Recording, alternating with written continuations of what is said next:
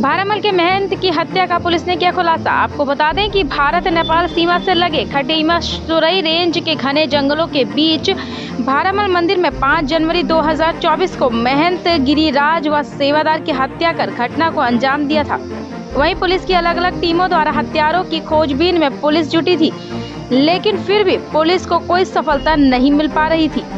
वहीं तीसरे सेवादार नन्हे जो चश्मदीद गवाह भी था, उसकी 2 दिन पूर्व संदिग्ध परिस्थितियों में हुई मौत से पूरे शहर में हड़कंप मच गया। वहीं मित्र पुलिस के कार्य प्रणाली पर भी सवालिया निशान पैदा होने लगे। उसी का चलते पुलिस को खटीमा में हुए दोहरे हत्याकांड में शामिल हत्यारों को पकड़ने में सफलता हाथ लगी है, जिस पर पुलिस ने 3 आरोपियों को गिरफ्तार किया है, जिसका खुलासा आज झनकैया थाने में एसएसपी मंजुनाथ टीसी ने किया। वहीं उन्होंने मीडिया को बताया कि 4 और 5 जनवरी की मध्यरात्रि अज्ञात अभियुक्त गणों द्वारा सिद्ध पीठ के महंत हरिगिरी महाराज एवं उनके सेवादार रूप सिंह बिष्ट की हत्या की गई। साथ ही उनके मुख्य सेवादार नन्हे को भी गंभीर रूप से घायल कर दिया, जिस पर पुलिस टीम का गठन किया गया और उत्तर प्रदेश के कुछ जिलों और उत्तराखंड के अधिकतर सीसीटीवी कैमरे को खंगाला गया। साथ ही करीब 1000 से ज्यादा लोगों से पूछताछ भी की गई, जिसमें कालीचरण उम्र 52 वर्ष, दूसरा आरोपी पवन उम्र 34 वर्ष, तीसरा आरोपी रामपाल उम्र 62 वर्ष को पुलिस ने गिरफ्तार कर लिया। अभियुक्तों के कब्जे से भारमल से लूटे हुए रुपए, इंटरनेट डोंगल, बाबा हरिगिरी का बैग, शॉल, भारमल की पर्ची, एक दराती व टॉर्च बरामद हुई।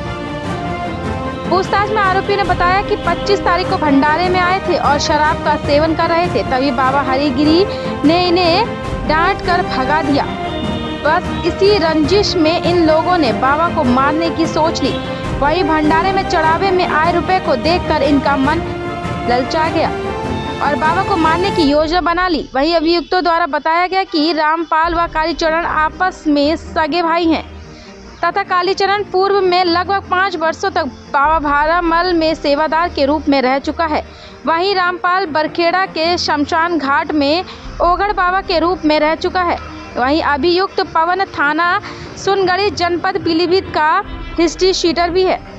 वहीं एसएसपी मंजुनाथ टीसी ने चश्मदीद गवाह नन्हे की मौत पर बताया कि नन्हे नाले किनारे जा रहा था और उसका पैर पेड़ की जड़ में अटक गया, जिससे वो नाले में जा गिरा। जब पुलिस पहुंची तो नन्हे मृतक पाया गया। वहीं पुलिस टीम को एसएसपी की ओर से 2500 रुपये का नगद इनाम घोषित किया गया। वहीं डीआईजी महोदय की ओर से पुलिस टीम को 5000 रुपये का नगद इनाम घोषित किया गया। वहीं संतों द्वारा व सामाजिक संगठनों द्वारा पुलिस टीम को माला व शॉल पहनाकर सम्मानित किया गया। 3 हफ्ते पहले दिनांक 4 और 5 की मध्यरात्रि में भारमल जो धाम भारमल बाबा मंदिर में जो महंत हरिगिरी महाराज और उनके चेला एक जो है रूप सिंह रूपा कहते हैं, उन दोनों की बर्बरता से हत्या हुआ था। डे 1 से लग रहा था कि ये साथ में गुल्लक सारे लूटे गए थे और सारे पैसे और सारे पेशकीमती सामान लूट के ले गए थे। तो ये हमारे लिए बहुत चैलेंजिंग घटना था। पूरे जनपद के सभी जो ऑफिसर्स हैं जो क्राइम में बहुत एक्सपर्टीज रखते हैं, उनको लेके हमने एक विशिष्ट टीम बनाए थे। इसके अलावा चंपावत और नैनीताल से भी कुछ बहुत ही क्राइम का जो एक्सपर्टीज होते हैं वो लड़कों ने आए थे यहाँ पे। तो एक विस्तृत एसआईटी बनाई थी जिसका नेतृत्व सभी ऑफिसर्स कर रहे थे। यहाँ पे SP city, SP crime, CEO सारे कर रहे थे। मैं खुद डटा हुआ था। ये बहुत चैलेंजिंग केस था।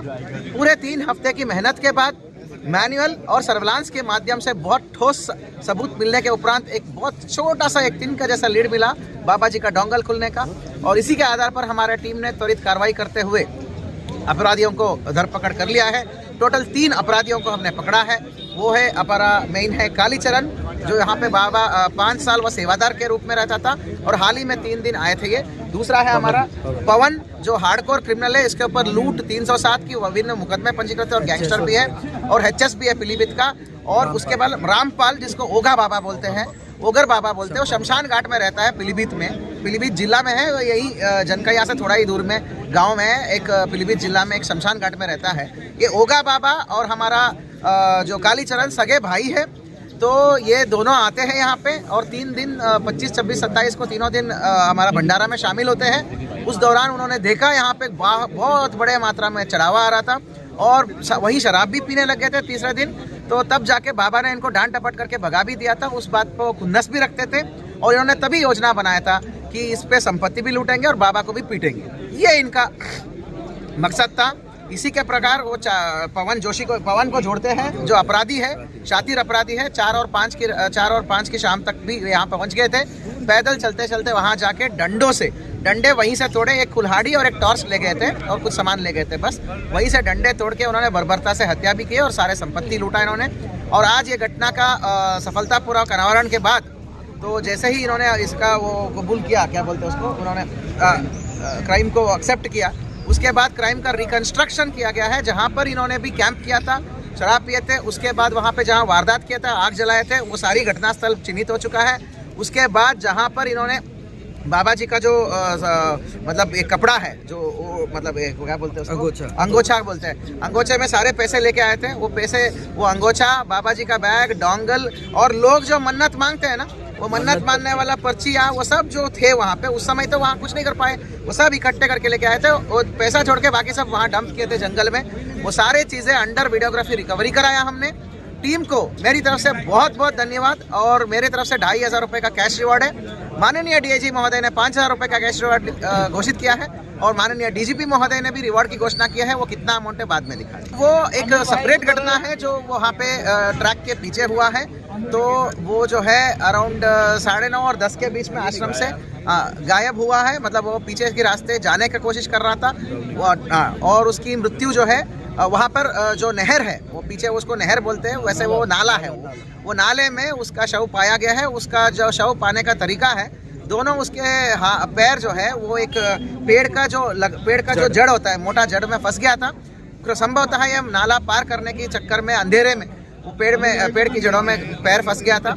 और उस समय पोस्टमार्टम तत्काल नियमानुसार हमने पैनल विद वीडियोग्राफी में कराए थे, जिसमें ड्राउनिंग आया है। उसमें कोई आता है कार्यवाही तो हम कर लेंगे, कोई लेना देना नहीं है। इस अपराध से वो निर्णय की मौत का दूर दूर तक कोई लेना देना नहीं है।